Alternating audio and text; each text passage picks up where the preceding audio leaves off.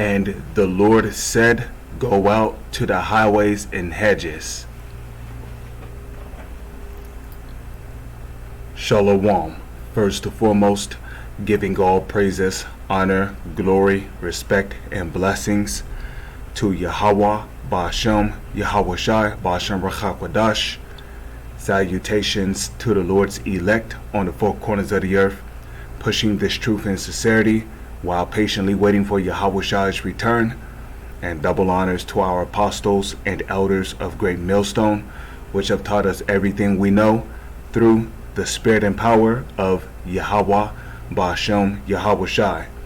I just wanted to do a quick response to this dude right here, whose account goes by Malvern Washington.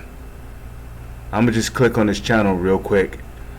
Okay, so as you can see, this guy has no content. He has no videos on his homepage. He has no playlists, no channels, and there's, for crying out loud, there's not even a single description about this guy. And his YouTube channel has been here since the year 2016. So here, this guy comes on my channel and he has the nerve to tell me that the side of a busy highway is not a good spot. First off, when the Lord said go out to the highways and hedges, he was not talking about an actual highway. Okay, he was talking about the chief place of concourse in the marketplace. And a matter of fact, which I'm going to get that, but first off, let me start off here. This is the book of Luke, chapter 14, verse 23, because the reason why it's important to go out to the highways and hedges is because not every member of the elect may have access to internet. Okay? That's why going out on the highways and hedges is important. Furthermore, we know that in the book of John, Yahweh Shai, who the world ignorantly calls Jesus, said that except he had come, they had not sinned, but now they have no cloak for their sins. Meaning what? You know, 2,000 years ago, Yahweh Shai went out there to warn our people to turn from their iniquities, but now he have set up men to go out there for him to do his work. Which is what? To go out there to warn our people, right? Because a part of us being out there on those highways and hedges is a part of us being out there on those highways and hedges is so, you know, when people drive by, because we might be out there on the highways and hedges teaching. You know, people don't necessarily have to walk past our camp. People don't have to walk past our camp to be warned. They can also drive by the camp. Okay? Because think about it. How many people drive up and down the street when you're out there on the highways and hedges teaching? Hundreds of people. Sometimes one vehicle can contain up to 4 people in it. You know, we're talking about buses that roll by the camp. Buses. You know, one bus can carry up to 20 people. So here it is, the chief place of concourse where there's mass traffic going up and down the streets at. You got hundreds of people who see you out there prophesying, teaching. So that's hundreds of people, you know, or hundreds of Israelites per week, depending on how many times you hit the highways and hedges per week, you know, and depending on how long you stay out on the highways and hedges, that's hundreds of people who see you out there teaching. Now, if they're up to 2/3, they're not going to bother to stop. They're not going to bother to stop to see what you're talking about. Or if they do, you know, they might have a problem with what you're teaching. They might smack their lips. Man, this nigga said the devil's going into slavery. Just like that, he took off. Why? Because you said the so-called white, you said that the so-called white man's going into slavery, You know, you might teach that a nigga might be walking past the camp, and you might have just so happened to be reading Leviticus 11 verse 7. Thou shalt not eat swine. And then you break it down how the swine is talking about pork. Well, I don't know about you, but my God said that I can eat pork. Well, have a nice day, bro. Hey, you can take your ass up the street and eat a missile. So you see, the reason why we go out on the highways and hedges to teach is so that way, Jake won't have any excuse. They won't have any cloak for their sins. We're out there teaching. We're out there teaching. They see us, right? Like Yahushua said in the book of Matthew, the 5th chapter, let your candles so shine before men. Which is what? The candle. We are the candle. Okay? No, let's get there real quick. And on Matthew. Okay? We are the candle. On Matthew chapter 5, and I'll just type in 1. Okay?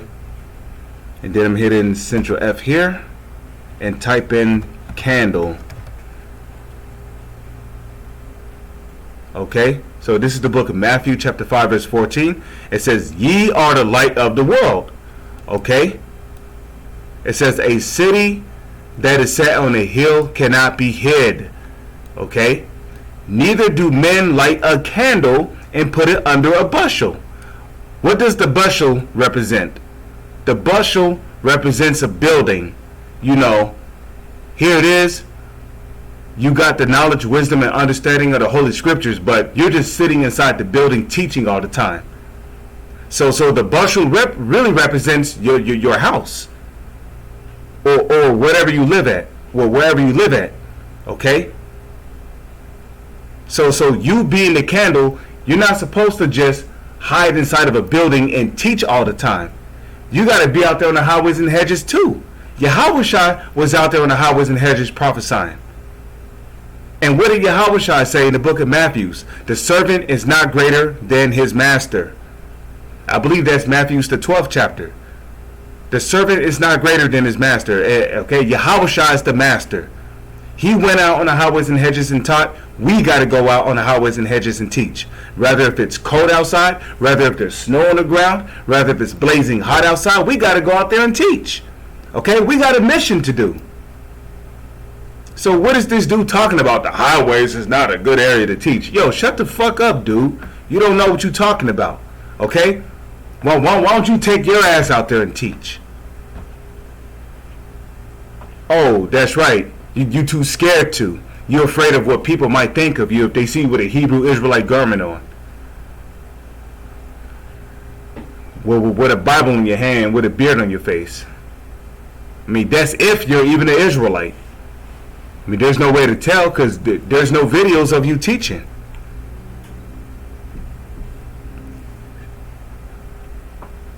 Okay? So it says, neither do man light a candle, which if you're a Hebrew Israelite, if you're a prophet or a servant of the Lord, which, I got to humble myself because, I'm not calling myself a prophet of the Lord. I'm not calling myself a servant of the Lord. I mean, Lord's will, I am a prophet of the Lord. Lord's will, I am one of the Lord's servants. Okay? But a prophet or a servant of the Lord is the Lord's candle. That's the Lord's candle, okay? If you are a prophet or a servant of the Lord, you are the Lord's candle. Neither do men light a candle and put it under a bushel, which the bushel represents a building, or a place where you, a bushel will be like a building where you teach at, rather if it's your home, rather if it's a church, which the real church is where you go out and teach at, which the word church goes back to the Greek ecclesiae, which means to call out. Okay? And who are you calling out to? You calling out to the Israelites and also to the heathens, because the heathens have to hear their judgment. Okay? So how the hell are you going to call out to the heathens if you're sitting inside of a church teaching, or if you're sitting inside of your apartment teaching?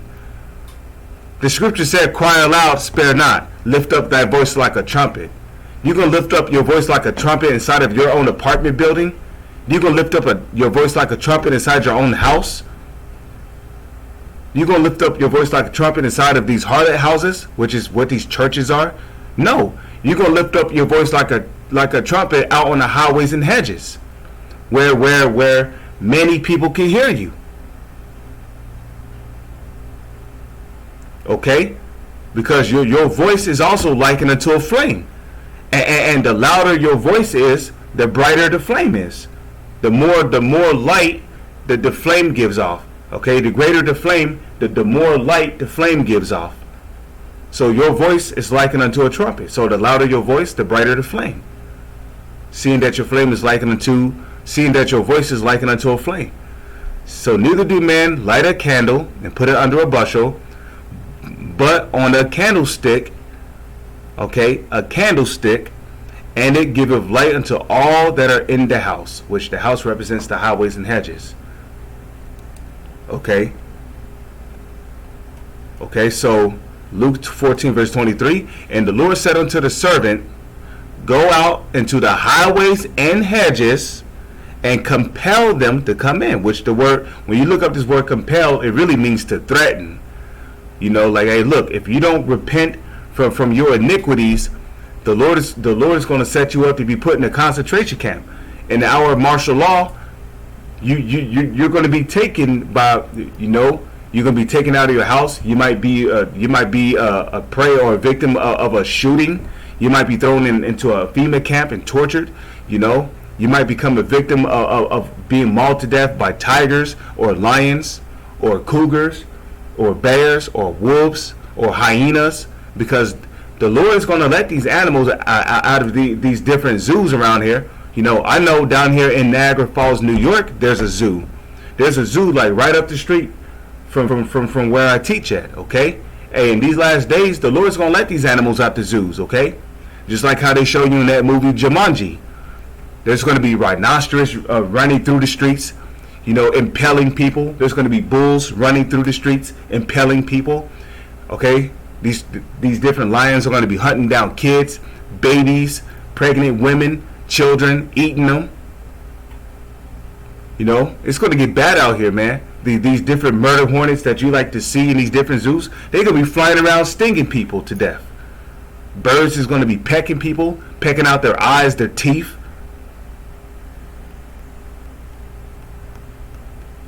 Okay, it says, and compel them to come in, that my house may be full. Now, let's look up this word highways. Okay, since you said that the side of a busy highway is not a good spot, well, shit, it is for me. Okay, if hundreds of people can see me out there teaching, especially Israelites, well, guess what? Israel ain't got no cloak for their sins, because they saw me out there teaching, and I'm not the only one that's out there teaching. Okay.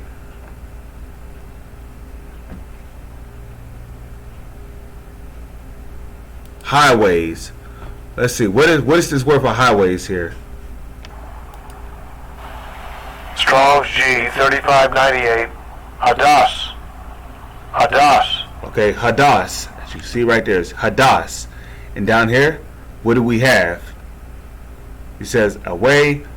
Okay, look at that. A traveled way. Road. What do you see in this video right here? Isn't that not a road by the sidewalk? That's a road right there, dude. What do you think go up and down roads? Vehicles, trucks, buses.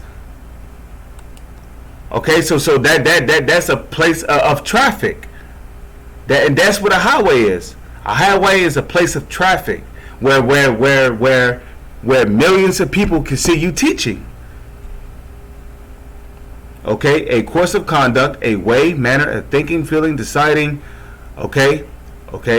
It says the route, act, or distance. Okay, let me see. It says right here, a road, once again. So now, let's go to Proverbs, the first chapter. Proverbs, chapter 1, verse 20. Okay. Wisdom crieth without. She uttereth her voice in the streets. Okay, the streets. Let's look up the word streets. because the streets is a place where you get lots of traffic at. And right here we see rakab. Okay, it says broad or open place or plaza. A plaza is an area where there's lots of people. Okay. Okay, it says avenue or area, broad place. A broad place is a place where there's lots of people. Okay, rather if they're in vehicles, rather if they're walking up and down the street. And as a matter of fact, you can see somebody right here walking down the street behind me. Okay, now that person might be crossing the street, but still. Okay.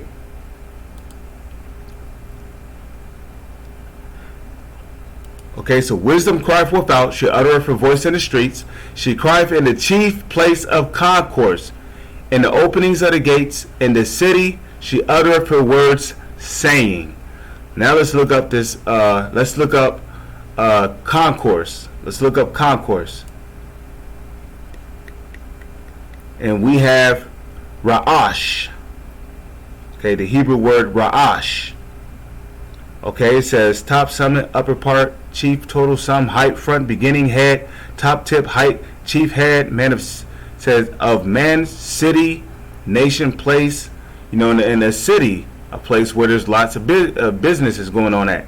Company, you know. People go in and out of buildings all the time, you know. Some. Choices, best. Okay. So there you have it, man. You know. Okay, it says, she uttereth in the chief place of concourse, in the openings of the gates, in the city she uttereth her words, saying. Now, let's type in marketplace.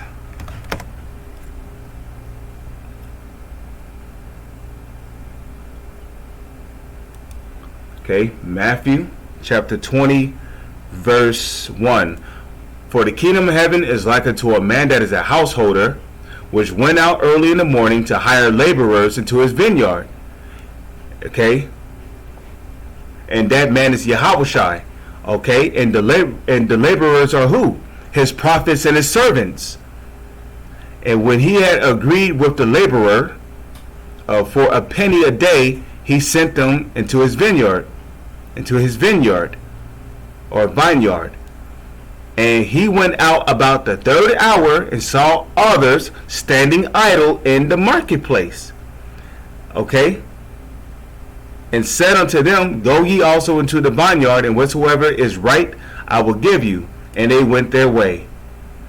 So, let's look up the definition for marketplace here. Then I'm going to close it out.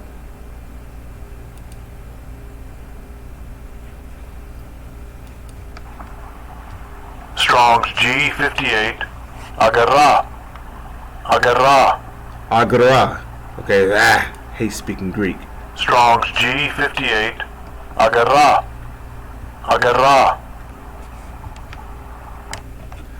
So you heard it. Okay, any assembly, especially of the people, the place of assembly. Now, when you look at the word assemble, the word assemble means to come together. You know, a place where people come together is commonly where? In the streets, the sidewalk, okay, for public debating, for elections, for trials, for buying and selling, for all kinds of businesses. Okay, where it's always busy at. Look at it, the street. Didn't I read that in Proverbs, the first chapter? So what is this dude talking about? The side of a busy highway is not a good. Yes, it is. Okay, it's where you get a lot of traffic at. It's where people can see you out there teaching, especially Israelites. That way Israel have no excuse. They can't say they did not see the Lord's prophets out there teaching, right? So they ain't got no excuse. They have no cloak for their sins. With that, I'm going to say shalom. Is on to the next one.